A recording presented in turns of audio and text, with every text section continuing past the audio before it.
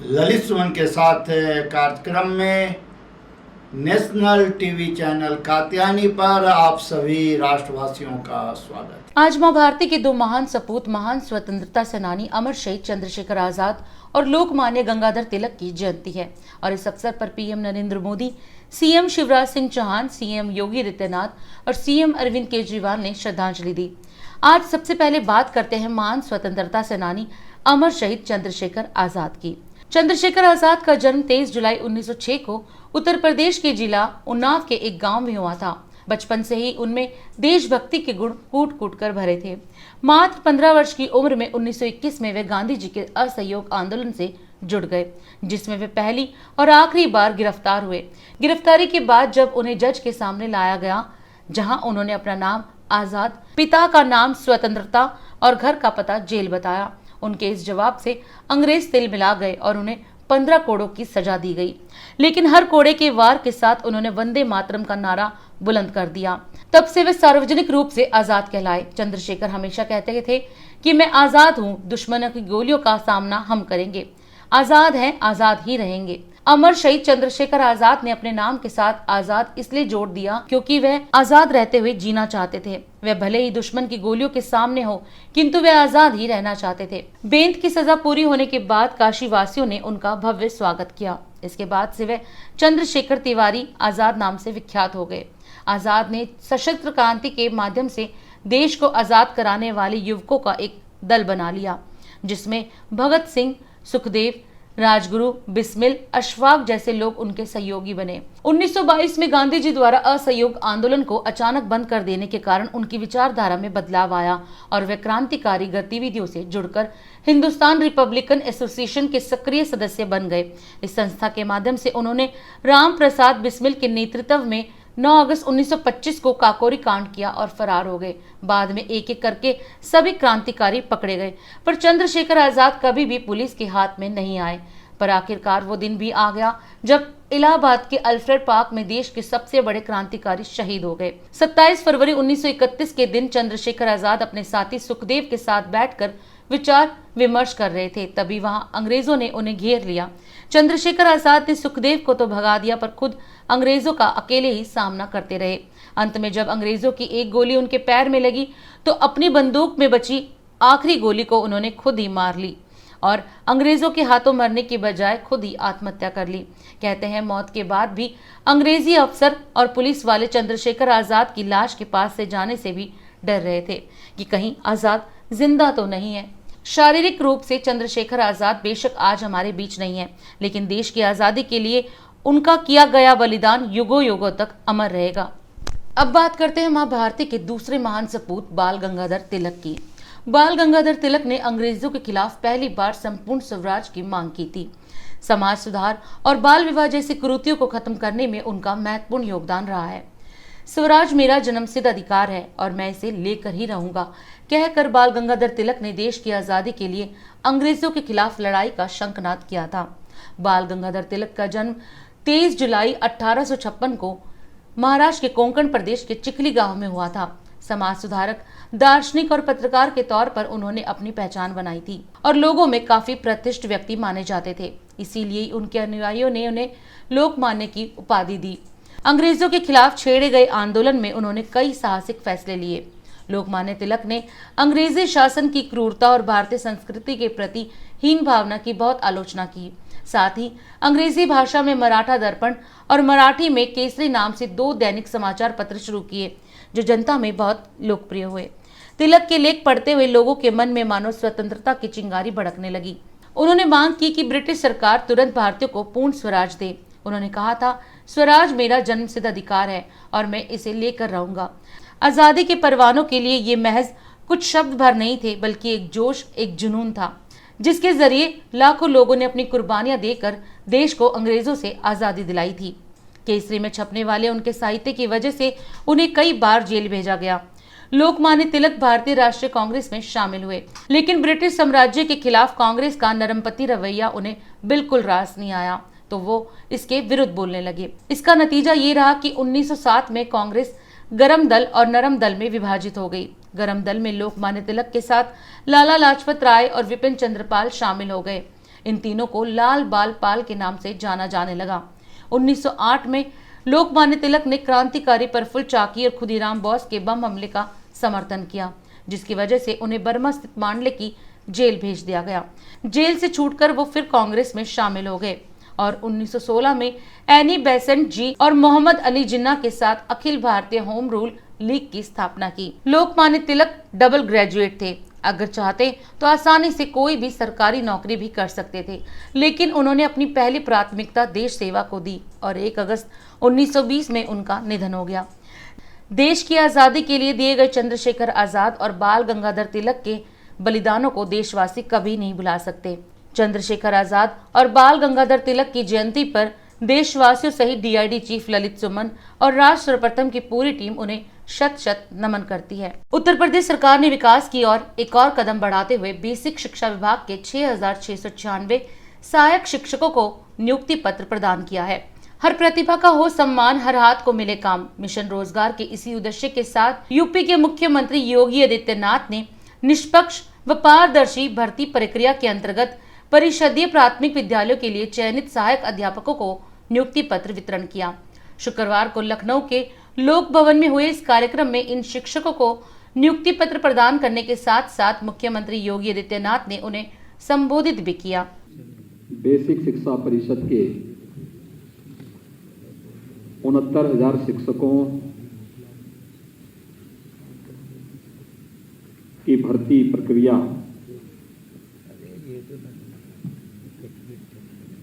में आज 6,696 शिक्षकों की नियुक्ति का ये समारोह है। शिक्षक भाइयों बहनों, मैं सबसे पहले आप सबको एक पारदर्शी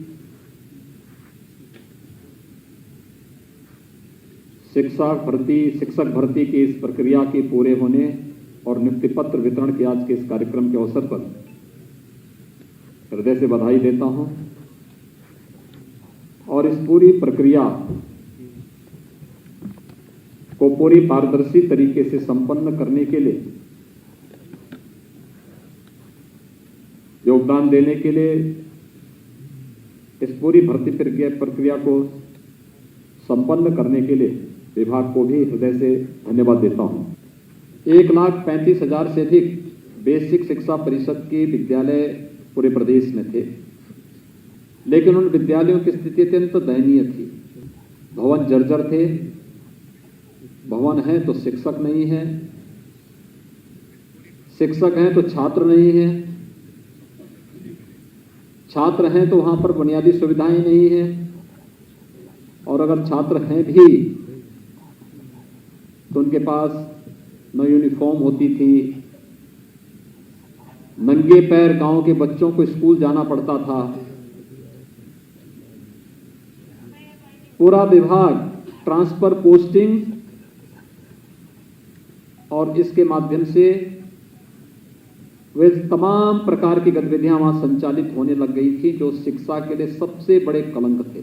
तो 4 वर्ष 4 महीने के इस पूरे कार्यकाल के दौरान हमारी सरकार ने प्रदेश के अंदर 4.25 लाख से अधिक युवाओं को सरकारी नौकरी उत्तर प्रदेश के अंदर दी, और एक भी नौकरी पर कोई संदेह नहीं कर सकता। भर्ती की प्रक्रिया पूरी पारदर्शी तरीके के साथ, पूरी ईमानदारी के साथ, पूरी शुचितापूर्ण तरीके के साथ संपन्न हुई है।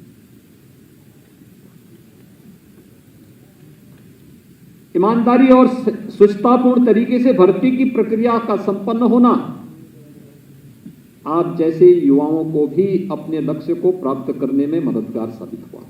आज के इस अवसर पर 6,600 से अधिक ये भर्ती की प्रक्रिया पूरी होने के साथ ही 69,000 शिक्षकों की भर्ती की प्रक्रिया का भी आज इस कार्यक्रम संपन्न हुआ है। मैं इस अवसर पर आप सबको बधाई देता हूं, अपनी शुभकामनाएं देता हूं।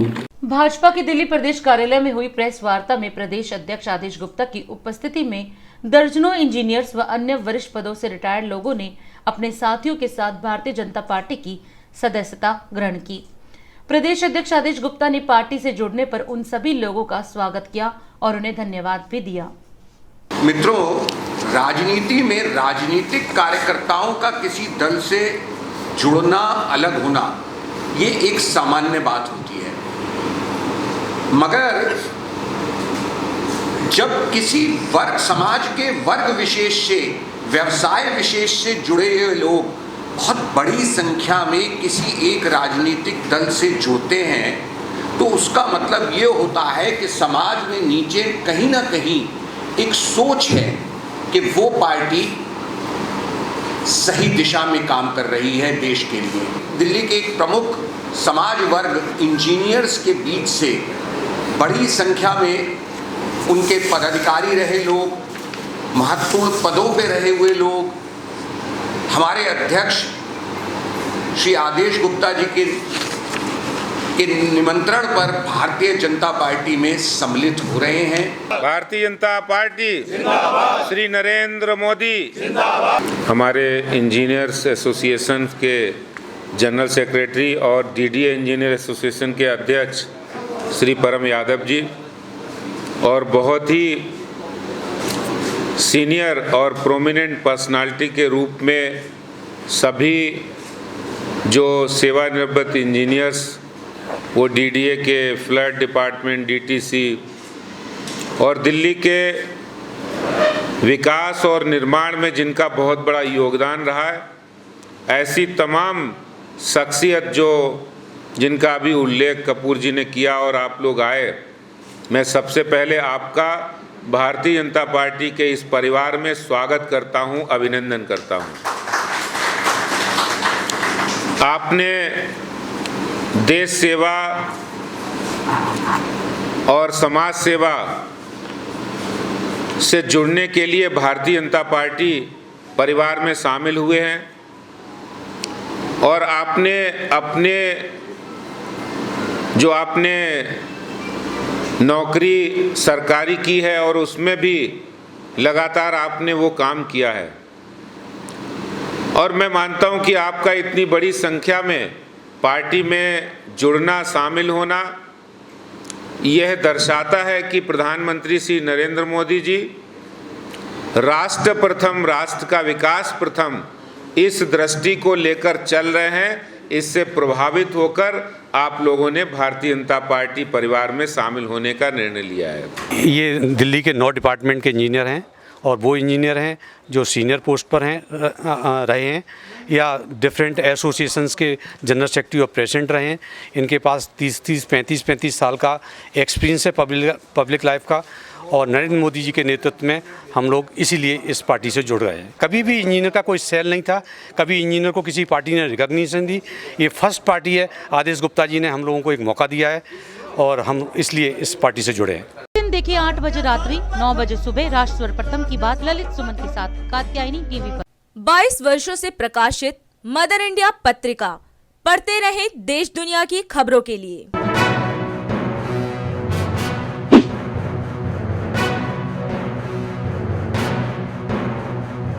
26वें वर्ष में आपके लोकप्रिय समाचार पत्र इंडिया दर्पण का प्रवेश। आप देखते रहें अपने क्षेत्र की खबरें।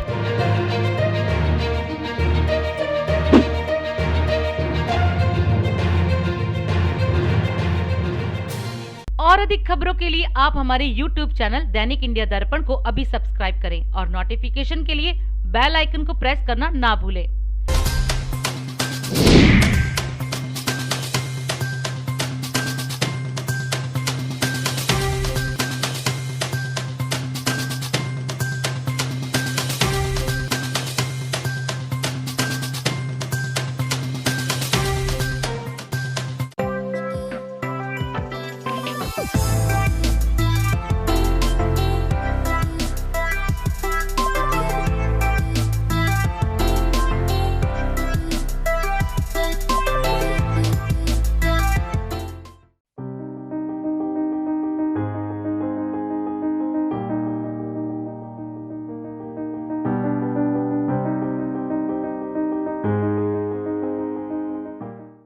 खेल प्रेमियों का 5 साल का इंतजार खत्म हो चुका है। जापान की राजधानी टोक्यो में ओलंपिक की शुरुआत हो चुकी है।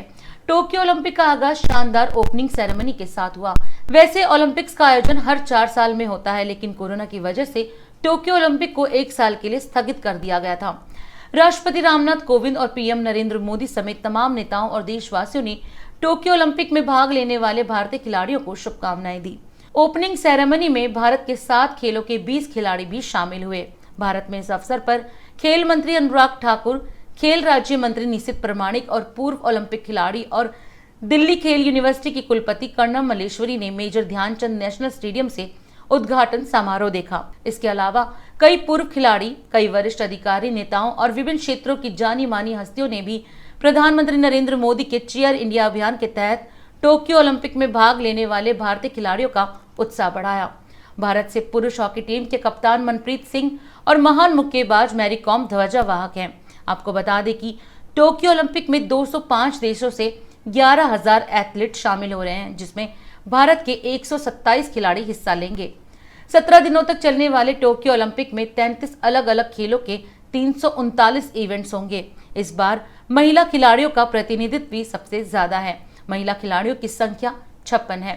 भारत ने टोक्यो ओलंपिक में रिकॉर्ड संख्या में एथलीटों को भेजा है और प्रत्येक भारतवासी की इन एथलीटों से काफी उम्मीदें भी हैं।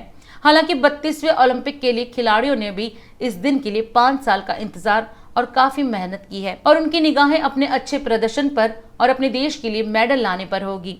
पहले तो बहुत सारी बधाई, शुभकामनाएं देता हूं और ये भी कहना चाहता हूं कि खिलाड़ी 127 गए हैं।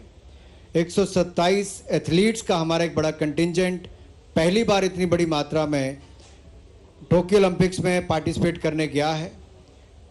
लेकिन 130 करोड़ भारतीयों की शुभकामनाएं, दुआएं आपके साथ हैं। रानी रामपाल और की पूरी टीम को बधाई देता हूं। ये समय एक ऐसा है 20-25 दिन का ट्रेनिंग का और मैच का, उसके ध्यान दें। जब आप इंडिया उतरेंगे तो सबसे पहले स्वागत के लिए मैं पहुंचूंगा, क्योंकि मेरे हरियाणा से भी हैं, देश के मान हैं और हम चाहेंगे कि पूरे देश का जो डबल नंबर्स का हम टारगेट लेके चल रहे हैं, डबल नंबर्स में हमारे मेडल। मुझे ऐसा लगता है कि अपने खिलाड़ी जो टोक्यो में गए, ये भारत का नाम रोशन करने के लिए गए और उनको जरूर इसमें सफलता मिलेगी, इसमें कोई शक नहीं है। इसी के साथ मैं आप सभी को धन्यवाद देता हूं और ओलंपिक खेल में भाग लेने वाले सभी खिलाड़ी को बधाई भी देता हूं। ये बात जो ओलंपिक में गई हुई सभी महिला और सभी खिलाड़ियों को हमारी ओर से, रेल परिवार की ओर से बहुत बहुत शुभकामना और हमें विश्वास है कि हम जब सबसे ज्यादा मेडल लेके आएंगे। देखिए, जब से हमने देखा कि नरेंद्र मोदी जी के नेतृत्व में जब भी लुक ईस्ट आया है, तो ईस्ट से ज़्यादा हम लोगों को ओलंपियन मिला है। जैसे कि मेरी कॉम जी, जैसे हेमा दास, ऐसे एक के बाद एक खिलाड़ी जो भारत की झंडा को और ऊंचा लहराने के लिए ओलंपिक में भाग ले चुके हैं और ले रहे हैं, हम लोगों को मिला है। और उसके साथ साथ साई की योगदान भी बहुत बड़ा रहा। कुछ दिन पहले खेलो इंडिया की जो गुवाहाटी की जो वहाँ पर हम लोगों ने देखा कि बहुत सारा खिलाड़ी कैसे वहाँ पर आया और उन लोगों का योगदान रहा। उड़ीसा में हम लोग ने कुछ दिन पहले जो हॉकी का जो प्रदर्शन रहा, वहाँ पर बहुत ही बेहतरीन रहा। और एक के बाद एक ईस्ट से, चाहे वो उड़ीसा हो, चाहे वो बंगाल हो, चाहे वो असम हो, मणिपुर हो, सभी जगह से हम लोगों को ओलंपियन मिल रहा है धीरे धीरे। और आगे जाके ये मेरा विश्वास है कि और बहुत सारा खिलाड़ी वहाँ से हम लोगों को मिलने वाला है। मैं इतना ही कहूँगा, 127 एथलीट्स के साथ 130 करोड़ भारतीयों की शुभकामनाएं हैं, दुआएं हैं। आप जाइए, खेलिए, पूरी अच्छी परफॉर्मेंस दीजिए और भारत के लिए जीत कर आइए। बहुत बहुत बधाई। जब एथलीट्स वापस आएंगे तो माननीय प्रधानमंत्री जी ने कहा है वो सभी भारत के खिलाड़ियों के साथ जो टोक्यो ओलंपिक्स में पार्टिसिपेट करने गए हैं, उनसे प्रधानमंत्री मोदी जी व्यक्तिगत रूप से मिलेंगे और जो हमारे पैरा ओलंपिक्स की टीम भी जाएगी, उनसे भी भारत के प्रधानमंत्री मोदी जी उनसे मिलने वाले हैं। दिल्ली में लगातार 2 दिन की भारी बारिश से भीषण गर्मी से जूझ रहे दिल्ली और एनसीआर के लोगों को जहां राहत मिली, तो वहीं बारिश खत्म होने के बाद आज फिर से उमस भरी गर्मी ने दिल्ली वालों को तंग करना शुरू कर दिया है। सुबह से ही सूरज की तपिश से लोग फिर से परेशान होना शुरू हो गए हैं। राज सर्वप्रथम से देखिए संवाददाता मिहिर झा की रिपोर्ट। मैं आज सुबह से दिखा रहा हूँ कनाट प्लेस से, और बारिश होने के बाद लोग सुकून भी महसूस कर रहे हैं और जल जमाव की भी स्थिति पैदा हुई है। और यह नज़ारा आपको सभी सम्मानित दर्शक जनों को सीपी के एरिया से दिखा रहा हूँ। बिल्कुल ही पुलिस अर्धसैनिक बलों की टुकड़ी अपने चेकिंग में लगातार समय दे रही है ताकि कोरोना का तीसरी लहर से बचा जा सके। मौसम कैसा दिख रहा है? 2 दिनों से बारिश हुई थी, आज सुबह बहुत गर्मी थी। थोड़ा बताएं मौसम के बारे में। थोड़ा ठीक है, उमस तो हो गई है लेकिन अभी इतना वो नहीं है, फर्क नहीं पड़ा इतना था। लेकिन कैसा दिख रहा है? अच्छा मौसम दिख रहा है? मौसम ठीक है। आप भी बचिए, लोग बचाए, 2 गज की दूरी, मास्क है बहुत जरूरी। मौसम तो गर्मी बहुत ज़्यादा है, बहुत ज़्यादा उमस है इसके बारे में, और यही कह सकते हैं कि अपना ध्यान रखें, पानी पिए, सबसे ज़्यादा यही तरीका है अपने आप को ठीक रखने का। 2 दिन पहले बारिश हुई थी बट आज मौसम सही है, ना सर्दी है ना गर्मी है। भगवान जी की कृपा से मौसम सही है, इस बार कोई ऐसी परेशानी नहीं है। सर्दी और गर्मी दोनों नहीं है, बर्दाश्त वाला मौसम है। नहीं अभी नहीं, सच में नहीं लग रही, नॉर्मल है। इतनी ज़्यादा ठंड भी नहीं है, इतना ज़्यादा गर्मी भी नहीं है, बर्दाश्त वाला है। 2 दिन पहले बहुत ज़्यादा बारिश थी तो तब लोग केजरीवाल जी की बोट में तैर रहे थे। अभी इतनी गर्मी हो गई है कि अब हम अभी मेट्रो से आए हैं तो वहाँ पे एसी में बहुत अच्छा लग रहा था, नीचे आके बहुत ज़्यादा गर्म लग रहा है। तो मैं तो भगवान भोलेनाथ से यही बोलूँगा कि कृपया यहाँ पर दिल्ली में थोड़ी बारिश और कर दीजिए ताकि लोगों को राहत मिले। जी मेरा कहना तो ये है कि जो 2 दिन बारिश हुई है ना, और इस गर्मी को देख के ऐसा लग रहा है दोबारा वैसी ही बारिश फिर दोबारा आने वाली है। और बारिश तो आएगी, गर्मी से राहत भी मिलेगी, लेकिन आफत भी हमारी दिल्ली वालों की बहुत आएगी। हमारे द्वारका में सड़क जैसे टूट गई, नीचे गाड़ी घुस गई इसके अंदर, जगह जगह कई गाड़ियाँ फंस गई, तो बहुत परेशानी आई हमको। सेक्टर 17 के पास दिल्ली पुलिस का थाना है, उसी रोड पे जाते ही वो गाड़ी उसके अंदर चली गई, और वो कोई एक सिंगल गाड़ी नहीं थी, कई गाड़ियाँ फंसी हुई हैं, कई ट्रैक्टर फंस गए वहाँ पर आसपास रोडों पर। हाँ बहुत समस्या, बहुत जाम लगा वहाँ पर। आज का तो ह्यूमिडिटी है बहुत ज़्यादा, आजकल ह्यूमिडिटी बहुत ज़्यादा हो रही है और मौसम फ्रीक्वेंट हो रहा है, कभी बारिश आ रही है कभी धूप आ रही है, तो कुछ कह नहीं सकते। बट इस मानसून चल रहा है तो बारिश आ सकती है। देखिए बारिश का तो काफ़ी टाइम से सब बता रहे थे कि बारिश चाहते हैं, क्योंकि यहाँ की जो मौसम था काफ़ी गर्म हो गया था, बहुत ज़्यादा गर्म हो गया था, तो सब चाहते थे बारिश हो। अब बारिश हो गई, थोड़ा बहुत राहत मिली है, लेकिन इसमें ये हो गया है कि काफ़ी जगह पानी का प्रॉब्लम हुआ है, कई जगह पानी भर गया, लोगों का आना जाना काफ़ी ज़्यादा मुश्किल हो रहा है। राष्ट्र सर्वप्रथम की टीम आज आपको राजधानी दिल्ली के निर्माण विहार में बसे दिगंबर जैन मंदिर के दर्शन करवाने जा रही है। इस मंदिर की खास बात यह है कि इस मंदिर में भगवान महावीर के साथ साथ जैन धर्म के 3 तीर्थंकरों की प्रतिमाएं विराजमान है। आपको बता दें कि भगवान महावीर जैन धर्म के 24वें तीर्थंकर थे। इस मंदिर में ज्यादातर श्रद्धालुओं की भीड़ लगी होती है, लेकिन कोरोना काल में कुछ ही भक्त इस मंदिर में आ पाते हैं। राष्ट्र सर्वप्रथम से देखिए संवाददाता मिहिर झा की रिपोर्ट। श्री दिगंबर जैन मंदिर निर्माण विहार जैन मंदिर में हूँ और जैन धर्मावलंबियों का यह आस्था का केंद्र है, और ठीक बगल में श्री सनातन धर्म मंदिर है जहाँ हिंदू देवताओं के अलावा महादेव साक्षात विराज रहे हैं। तो महाराज जी जरा बताएं महावीर जी के विषय में, दिगंबर जैन मंदिर का जो महत्ता है और जैन धर्मावलंबियों के बारे में संक्षिप्त में हमारे दर्शकों को जानकारी दें। निर्माण विहार जैन मंदिर में यहाँ की विशेषता ये है कि यहाँ पर 3 तीर्थों की प्रतिकृति यहाँ पर बनाई गई है। जो आप यहाँ सामने देख रहे हैं ये श्री महावीर जी जो कि अतिशय क्षेत्र है उसकी अनुकृति यहाँ पर बनाई गई है। और दूसरी तरफ आप देख रहे हैं चंदा प्रभु भगवान, गहरे तिजारे वाले भगवान, वहाँ की अनुकृति यहाँ पर बनाई गई है। और मेरे कारण पद्म प्रभु भगवान की कृति बनाई गई है। तो यह 3 तीर्थ क्षेत्रों का एक स्थल समाहित है इस क्षेत्र में, और ये बहुत ही विशाल क्षेत्र है जहाँ पर कि पूरे वर्ष लोगों का आना जाना लगा रहता है, पुजारियों का आना जाना लगा रहता है।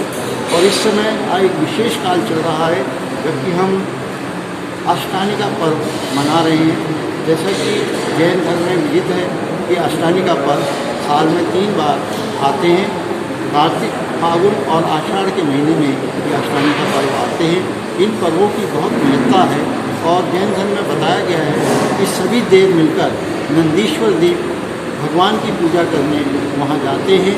वहाँ मनुष्य नहीं जा सकते, इसलिए हम लोग यहीं से उनकी पूजा करते हैं और पूजा अर्चन करके वहाँ की जो वहाँ पर चैत्यालय हैं उनकी वंदना करने का लाभ यहीं से प्राप्त कर लेते हैं। इसलिए ये पर्व बहुत ही महत्वपूर्ण है। और यहाँ पर जो जैन मंदिर हैं वहाँ पर कहीं कहीं सिद्ध चक्र विधान भी यहाँ पर आयोजित होते हैं इन दिनों में। और ये विशेष पर्व है जैन धर्म के लिए, जिसकी महत्ता दिन रात गाई जाती है और इन पर्वों का बहुत इंतज़ार रहता है। पदमपुरी में जो पदम प्रभु भगवान का जो अतिशय क्षेत्र है उसकी अनुकृति यहाँ पर तैयार की गई है और ये बहुत ही हमारे जैन धर्म में बहुत ही पूजनीय और बहुत ही अनुकरणीय है। सभी लोग यहाँ पर एकत्रित होकर पदम प्रभु भगवान की पूजा आरती करते हैं। और इस समय क्योंकि विशेष पर्व चल रहा है अष्टानी का पर्व, इसमें इसका महत्व और बढ़ जाता है। यहाँ पर लोग बहुत पूजा पाठ और आरती आदि करके चालीसा पाठ करके यहाँ पर धर्म का लाभ लेते हैं। और हमारे यहाँ जो जिन बिंब हैं, जो जिन मूर्तियाँ हैं, उनके अंदर बहुत अतिशय है ऐसा कहना है। और उन अतिशय को प्राप्त करने के लिए, उस पुण्य को प्राप्त करने के लिए यहाँ पर पूजा अर्चना नित्य की जाती है। हाँ, धर्मेंद्र जैन जी, कितने भक्त रोज आकर यहाँ पूजा अर्चना करते हैं? यहाँ पर हर रोज़ कम से कम 20 से 25 लोग सुबह आते हैं जो पूजा प्रसाद आरती में आते हैं। और वैसे 11-12 बजे तक यहाँ पर लोगों का आना निरंतर बना रहता है। और पर्व के समय तो बहुत अधिक संख्या में यहाँ पर आते हैं। ये मंदिर उपाध्याय गुप्ती सागर महाराज के प्रेरणा और उनके निर्देशन में इसका निर्माण हुआ है। और यहाँ पर जो ये विशाल मंदिर आप यहाँ देख रहे हैं, इसका पूरा जो श्रेय जाता है वो उपाध्याय गुप्ती सागर महाराज को जाता है। 2 दिन से घट रही है कोरोना की रफ्तार। पिछले 24 घंटे में कोरोना के 34,861 नए मामले, तो वही 481 लोगों की कोरोना से हुई मौत। राज्यसभा में आईटी मंत्री से कागज छीन कर फाड़ने पर सस्पेंड हुए टीएमसी सांसद शांतनु सेन, आईटी मंत्री अश्विनी वैष्णव के पेगासस जासूसी मामले पर बयान देने पर किया था हंगामा। पेगासस जासूसी कांड मामले में राहुल गांधी के मेरा फोन भी टैप हुआ के बयान पर बीजेपी ने किया पलटवार। कहा उन्हें लगता है कि फोन टैप किया गया तो फोन जांच एजेंसी को सौंप दे राहुल गांधी। एजीआर के मामले में टेलीकॉम कंपनियों को एक बार फिर मिला सुप्रीम कोर्ट से झटका। टेलीकॉम कंपनियों को अब पूरा बकाया ही चुकाना होगा। उत्तराखंड के मुख्यमंत्री बनने के बाद पहली बार पुष्कर सिंह धामी शुक्रवार को अपने घर जनपद उधम सिंह नगर पहुंचे। रुद्रपुर की जनता ने किया उनका भव्य स्वागत। पोर्नोग्राफी मामले में शिल्पा शेट्टी के पति राज कुंद्रा की न्यायिक हिरासत 27 जुलाई तक बढ़ी। क्राइम ब्रांच की टीम ने राज कुंद्रा को लेकर उनके घर भी छापेमारी की। भारतीय क्रिकेट टीम का कोच बनते ही राहुल द्रविड़ ने बदला 41 साल पुराना इतिहास। टीम इंडिया में 5 खिलाड़ियों ने एक साथ किया डेब्यू। फिल्म निर्माता हंसल मेहता की अगली फिल्म कैप्टन इंडिया में नजर आएंगे अभिनेता कार्तिक आर्यन। दर्शकों को खूब भा रहा है कैप्टन इंडिया में कार्तिक आर्यन का पायलट लुक। चीनी कंपनी शीन पर बैन लगने के बाद भी कंपनी के सामान बेचने पर हाई कोर्ट ने अमेज़न को जारी किया नोटिस। सरकार से भी पूछा सवाल, आखिर बैन के बावजूद चीनी कंपनी शीन को अमेज़न पर प्रोडक्ट बेचने की इजाजत क्यों दी गई। महाराष्ट्र में लगातार भारी बारिश ने ढाया कहर। रायगढ़ के तलेगांव में लैंडस्लाइड गिरने से 36 लोगों की हुई मौत, 70 से ज्यादा लोग लापता। एनडीआरएफ की टीम बचाव कार्यों में जुटी। राष्ट्र प्रथम की बात ललित सुमन के साथ कार्यक्रम में हम आपसे आज यही विदा लेते हैं। राष्ट्र सर्वप्रथम, वंदे मातरम, जाग उठा है भारत। राष्ट्र सर्वप्रथम राष्ट्र सर्वप्रथम राष्ट्र सर्वप्रथम राष्ट्र सर्वप्रथम